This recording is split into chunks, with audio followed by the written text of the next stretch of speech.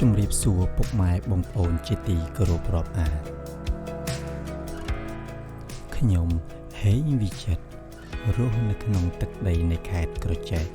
ក្នុងប្រទេសកម្ពុជា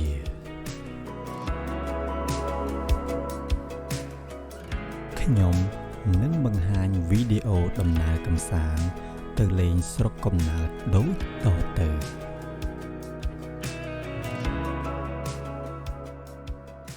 យើងចេញដំណើរពីស្រុកសម្បូរទៅស្រុកប្រែកប្រសប់ដែលស្រុកទាំងពីរនេះស្ថិតនៅក្នុងទឹកដីនៃខេត្តក្រចេះដូចគ្នាសម្បូរគឺជាស្រុកមួយស្ថិតនៅភាគខាងជើងនៃទីរួមខេត្តស្រុកនេះស្ថិតនៅចម្ងាយប្រមាណជា36គីឡូម៉ែត្រពីទីរួមខេត្តតាមបណ្ដោយដងទន្លេមេគង្គត្រើយខាងកើតចំណែកឯស្រុកប្រែកប្រសប់គឺជាស្រុកមួយដែលស្ថិតនៅចម្ងាយប្រមាណជា10គីឡូម៉ែត្រពីទីរួមខេត្តស្រុកនេះស្ថិតនៅតាមបណ្ដោយដងទន្លេមេគង្គត្រើយខាងលិច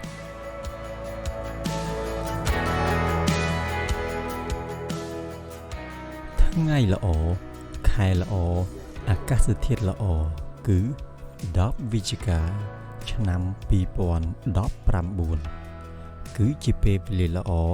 ដែលយើងត្រូវចេញដំណើរ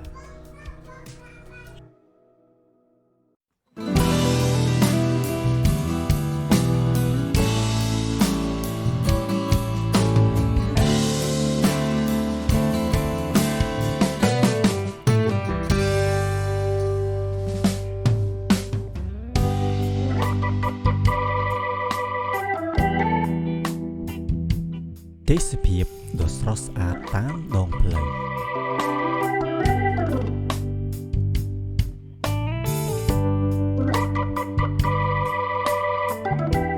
រមណីយដ្ឋាន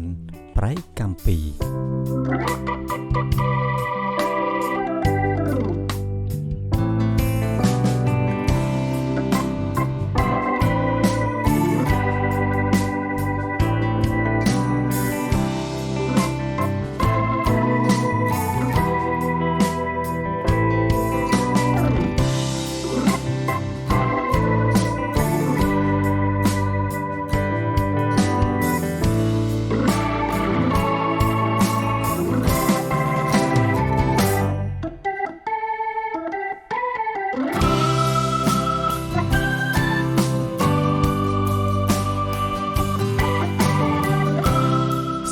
40នាទីក្រោយចេញដំណើរយើងក៏បានមកដល់កំពង់ចម្លង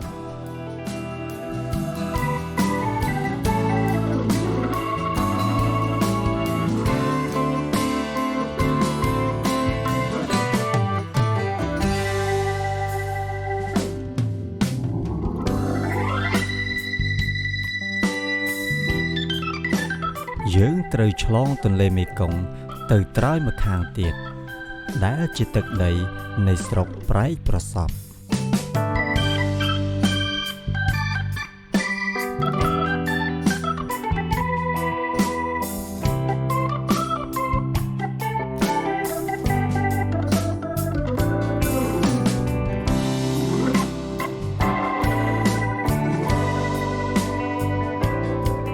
ចេញពីកំពង់ចម្លង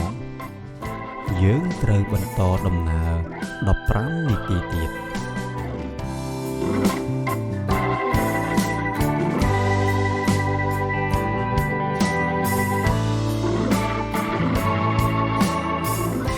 យើងបានមកដល់ទឹកដីដ៏ស្រស់ស្អាតនៃស្រុកកំណើត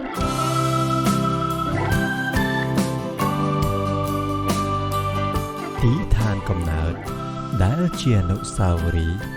ពីតូចរហូតដល់ធំស្ថិតក្នុងដួងចិត្តរបស់ខ្ញុំជានិច្ច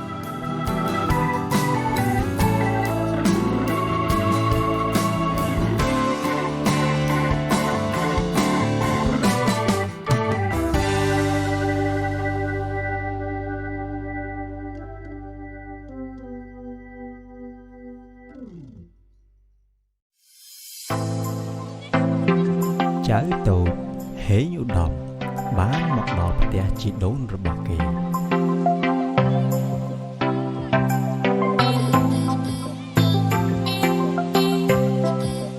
ត្តមលេងយ៉ាងសប្បាយជាមួយនឹងបងរបស់គេ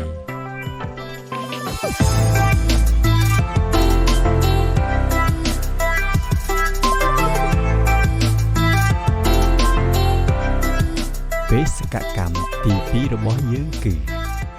ត្រូវបន្តដំណើរទៅលេងផ្ទះចំការ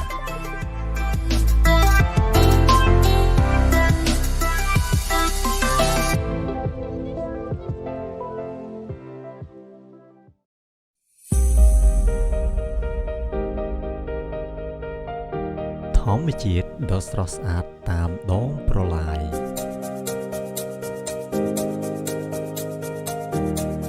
សំឡេងទឹកហូរដ៏ពីរោះរងំ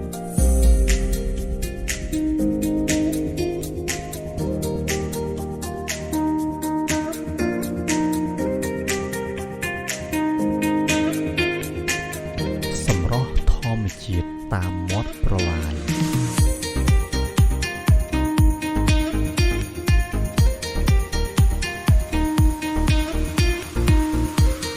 ប្រែកតូចឆ្លងទៅកាន់ភូមិនៃចំការ